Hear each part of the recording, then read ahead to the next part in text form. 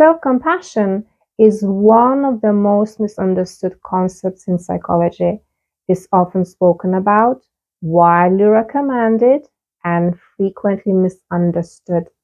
Many people think self-compassion means letting yourself off the hook, being soft, lowering standards, making excuses, or avoiding responsibility.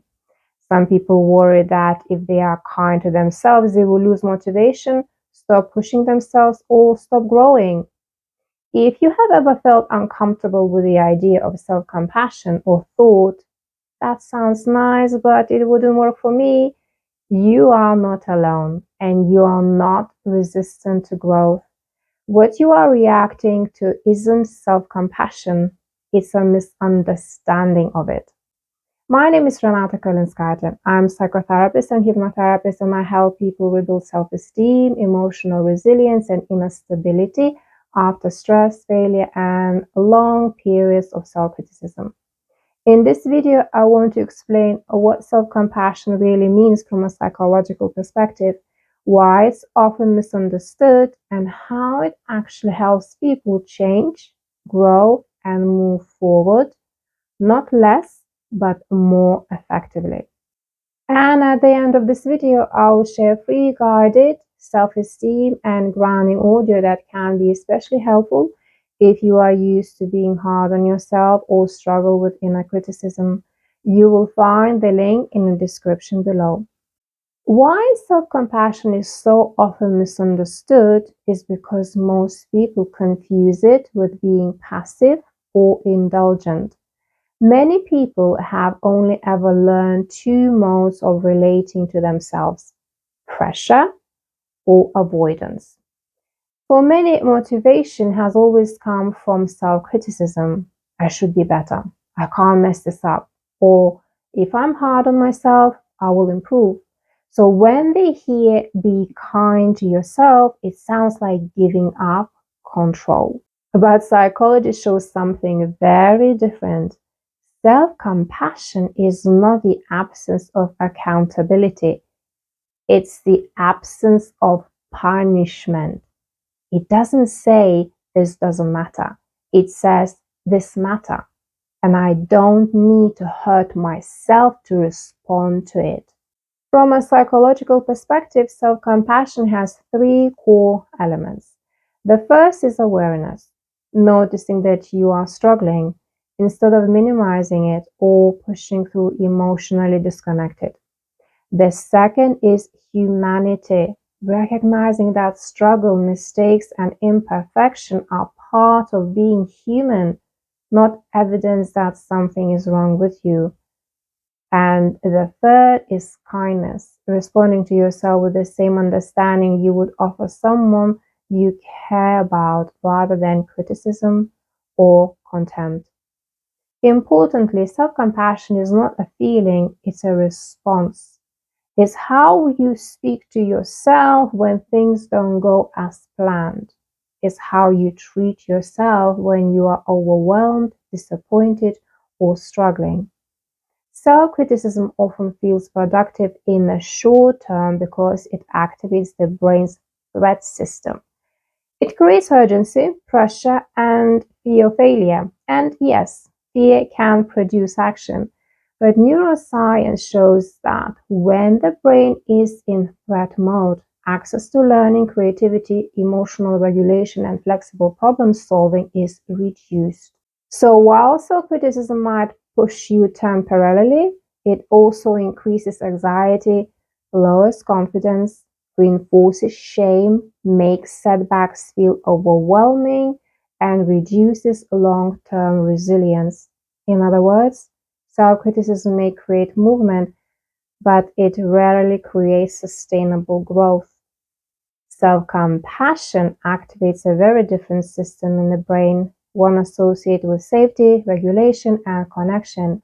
When the nervous system feels safer, the brain becomes more capable of reflecting instead of reacting, learning from mistakes, tolerating discomfort, and trying again after setbacks.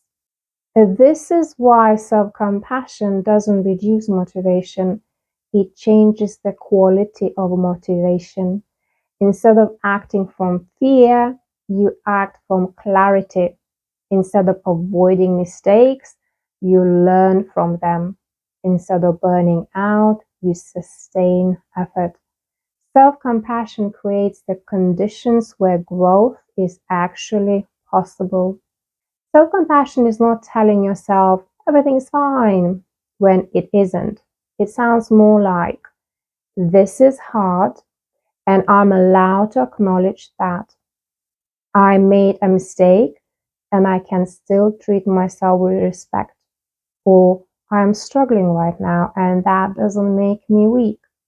For example, after a setback, self-criticism might say, I should have known better. I always mess things up. Self-compassion says, this didn't go the way I hoped. Let me understand what happened without attacking myself. One shuts you down, the other keeps you engaged. A common fear is that self-compassion will make you lazy or unproductive. But self-compassion doesn't mean avoiding responsibility. It means approaching responsibility without hostility. You can still reflect, make changes, and take action. You just don't need shame as the driving force.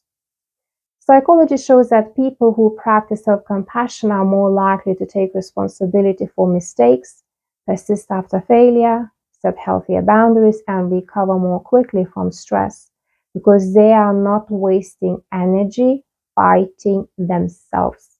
For many people, self-compassion feels unfamiliar or even unsafe. If you grew up believing that love, approval, or safety depended on being good enough, kind self-talk can feel wrong. Your nervous system may associate kindness with weakness or criticism with safety. This doesn't mean self-compassion isn't for you. It means your system hasn't learned it yet. Like any skill, self-compassion is learned through repetition, not insight alone. You don't need to change your personality or become overly positive to begin. You can start with one simple shift. When you notice self-criticism, ask, what would help me feel supported right now? Not what would push you harder, not what would punish you, but what would help. That might be rest, perspective, encouragement, or simply acknowledging how difficult something feels. That moment of support is self-compassion in action. Over time, self-compassion builds something powerful, self-trust. You learn that you will not abandon yourself when things go wrong, that you can face difficulty without self-attack, and that you can make mistakes and still stay connected to yourself. That trust creates resilience, not the kind that looks strong on the outside, but the kind that feels stable on the inside. If you are listening to this and realizing how critical you have been towards yourself, please hear this. That didn't happen because you were unkind. It happened because you learned that pressure was how you survived. Self-compassion isn't about undoing your past. It's about giving your nervous system a new experience now. One of safety, respect, and support. And if you'd like practicing this, I have created a free guided self-esteem and grounding audio designed to calm the nervous system, soften inner criticism, and help you develop a kinder internal voice. You will find the link in the description below. And if you feel ready to go deeper, to reprogram deeply ingrained self-critical patterns, you can explore my digital course with Hypnosis, the hidden secret to healthy self-esteem. If this video helped you see self-compassion differently, please subscribe and share it with someone who may be quietly struggling with their inner critic.